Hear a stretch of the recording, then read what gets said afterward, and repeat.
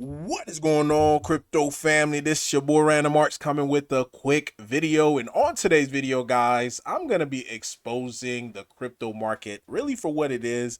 And if you guys don't know which side or what you're investing into, this cycle is going to be very, very bumpy for you because a lot of people, again, still think we're still in 2021 and the game has evolved. The concepts that has evolved as well. So if you are not playing based upon the guidelines that's currently going on right now in the market, you are going to absolutely get wrecked because you're thinking you're trying to get life-changing gains with the whole hodl mentality, but a lot of these tokens are not meant to be hodled. They're meant to be a day trade. So we're going to be talking about that in today's video. I might get a lot of pushback, might get a lot of hate, especially for influencers, because if more people see this video, they're going to really understand like how these influencers, how these KOLs, their part into this matter, and it may cut into their bottom line because anytime you start attacking people's bottom line, they tend to want to send hate your way. So I'm not going to be surprised if if I get a lot of hate for this video. So before I dive too deeply into this video, do me a huge favor and smash that like button. Consider subscribing. Definitely love to hear you guys' thoughts and opinion about today's video. Now, what brought me to make this video is based upon this. When I first seen David, I can't even pronounce his last name, but when I first seen his post, I'm like, yo, is this man being for real, or is he really clueless? And after listening to his space a few times, like I see a lot of these people, they are completely clueless, especially to what this game is about. So this is what his tweet said. It says, I only invest in the strongest community. Now, if he just said I only invest in the strongest community, that would have been fine. But the part that really got me when he says backed by teams that don't give a F about market cap and just keep building and dropping dope content nonstop. Now, on the surface, that sounds good. But in today's market, guys, this is not what people are doing because with Pump Fund, it creates the sense of your token has to pump. It has to pump right away. If it doesn't pump right away, then it's not going to get any attention. So if that's the case, then what these influencers or these project owners who, by the way, receive free tokens, they're going to hire a promoter. They're going to hire a KOL or influencer to pump their token. Now, since they receive these tokens for free, a lot of time they're up hundreds of thousands, even millions of dollars really, really quick. And when it comes to human greed, they are going to cash out on your head as a retail. And the parallel that a lot of people miss in just seeing like how the game really run, it is similarly to a boiler room, guys. I don't know if you guys watch Wolf of Wall Street and how you know their job was to promote. That was in the early the late 90s, early 2000s. But then when we started getting into the 2010s, we started getting digital. So it started becoming these boiler rooms evolved into email blasts. So let me just read my post to you guys so that way you guys can fully understand. This is what I stated because again, I was around and I was trading these penny stocks and I was making really, really good money like based upon these penny stock until the government, of course, came and wrecked it and just took it away. So that market right now is dead. So you really can't extract that much capital from it. But this is what I said. I said if you traded OTC or pink sheet stocks in the early or in the 2010s, you remember the game. And this is how the game was. You have stock promoters would blast out emails hyping a ticker, hyping a stock. They were compensated in shares, receiving free shares or cash to pump the price through to their audience, right? So they'll pump the price to their audience, which were the people who subscribed to their mailers. Then they would dump on the retail as soon as the stock started pumping. But it wasn't just them. It was the CEOs of the company, the insiders, people who got free shares as well. They were dumping alongside with these promoters, and 99% of these stocks, guys, they eventually died and went to zero. So my strategy, in the stock market was just to short these. And that's what I was doing. I was just shorting these, talking about making crazy amount of capital, making a crazy amount of money with these OTCs. I want to say like my best month as far as like day trading was like close to like 40,000 in a month. And that was just every day. There's different ticker that's getting promoted, and I was just capitalizing off of it. Um, but now forward it into crypto, and this is why I wish there were more that you could short any token. But unfortunately, that technology is not yet. But whenever it does come, yeah, there's going to be a huge market to being able to short some of these tokens. But I said, now look at crypto. It's the exact same playbook, just digital and faster. Instead of email blasts, you have influencers, KOLs with hundreds of thousands of followers pumping token that they were paid in or in USDT. Some projects, they fund massive amount for a influencer campaign just to create that artificial hype, guys. And what you tend to see is the hype. It goes up, up, up, up, up, up. Few days, sometime a few months. They'll keep it up for a few months. Then after that, it just dumping after dumping. It just becomes almost like this slow rug. But a lot of people don't understand that game, and they just think like, oh, this is gonna be the next Shiba Inu. This is gonna be the next X, Y, and Z. Um, but the fact of the matter is there's so many different flawed concept within just the token origination. For one, a lot of it with these teams, they're getting compensated, guys, during the pre-sale. They're getting compensated during these private rounds, having free shares. So whenever they're up massive amount of dollars, they're going to dump on your head, guys. And this is why I say, like, it makes no sense for a meme token to have a pre-sale. Like, why does a meme token need to have a pre-sale?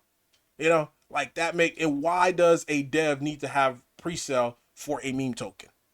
Like, it makes absolutely no sense, because at the end of the day, you're just quote unquote funding their future utility, and which that in a sense, the whole utility token spill is a whole bunch of scam right now. What it is, because true utility, and this is what I learned to understand, especially in crypto market, true utility is going to produce revenue. So if it's not producing revenue, you just have a gadget or a thing that your token does, but at the end of the day, it is not true utility.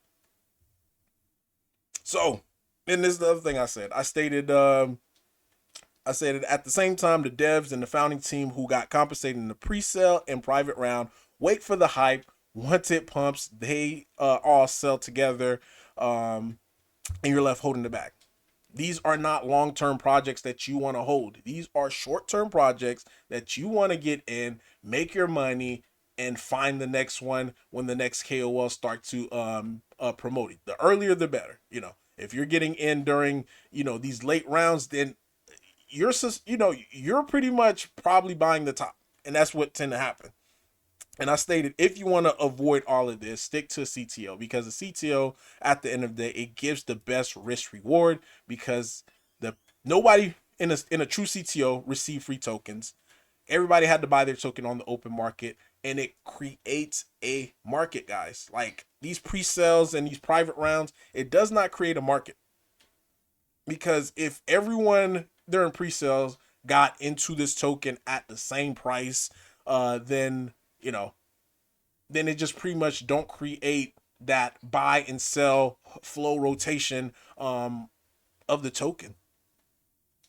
Because imagine everybody bought a house, and this is the example that I like to use. Imagine everybody bought the house at $100,000.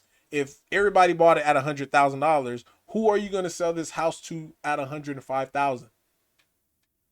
Because everybody bought it at the same price, so meaning people are going to be fighting to being able to bid at the lowest price if nobody's buying it. And that's what you tend to see happen during pre-sale. And this is why I hate pre-sales. That concept to me, it's very, very outdated, especially because now you can just launch a token real easy. And this is why pump fund tokens right now in the market, they're the closest thing to they are a CTO. When you really look at it, they're a CTO, because at token origination, nobody receives free token. Even if you're the creator, you have to spend something to being able to get that token. And now the next person who comes in behind you is paying higher to get in, the token, and that just creates it just creates a market. That's why a lot of these top meme coins right now, they're pump funds because of that structure. Roaring Kitty, one thing about it, that's what I mentioned from the beginning, it is a CTO. Like, and I'm gonna show you guys as well. I'm just gonna leave it with this. I'm gonna show you guys how to be able to spot, especially these tokens, whether or not if it was if the devs receive free token or if everything was just put out to the open market and it created a market. So these are some of the stuff that you need to look at for. So this is Roaring Kitty, like I mentioned. Um, and as you can see, the chart of Roaring Kitty compared to um, a lot of these other different tokens, it's a telltale sign, guys. Like, charts matter in crypto. A lot of people don't see it.